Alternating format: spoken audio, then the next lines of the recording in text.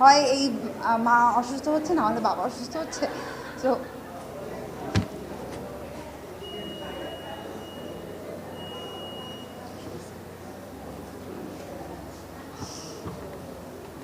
তো গল্পটা শুনেই আমি বলে দিয়েছিলাম যে আমি কাজটা করব। এবং তারপর তো আমাদের জার্নি শুরু হলো, এবং জার্নিতে গিয়ে আমাদের এই ছবির একটা ইস্যু হচ্ছে যে এত ভালো ভালো কো আর্টিস্ট ছিল যে অ্যাক্টিং আসলে অ্যাক্টিং করছে এটা কখনোই মনে হয় নাই, কারণ পাশ থেকে সাপোর্টটা আসে তখন অ্যাক্টিং অটো চলে আসে। তো কোনো কারণে মনে হয় নাই যে আমরা শুটিংয়ে অ্যাক্টিং করছিলাম।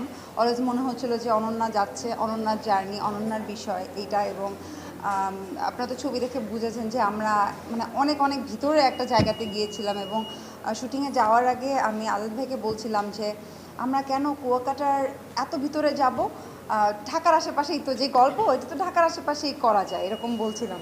ওরা ভাই আমাকে বলছে আচ্ছা তুমি চলো আগে, তারপরে জায়গাটাকে দেখো।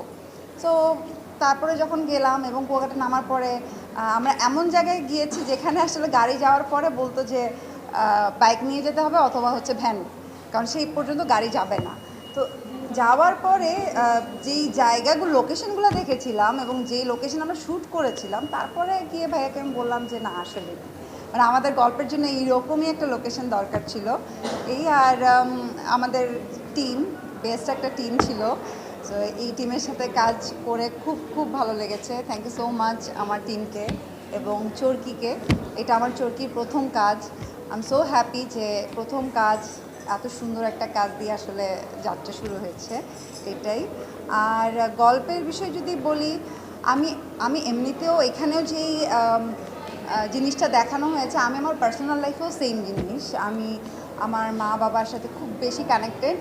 অ্যান্ড তাদের এখন তো স্বাভাবিক সবারই বয়স হয়, এখন এমন একটা অবস্থা যে আমারও সেম জার্নিতেই আমাকে থাকতে হয়।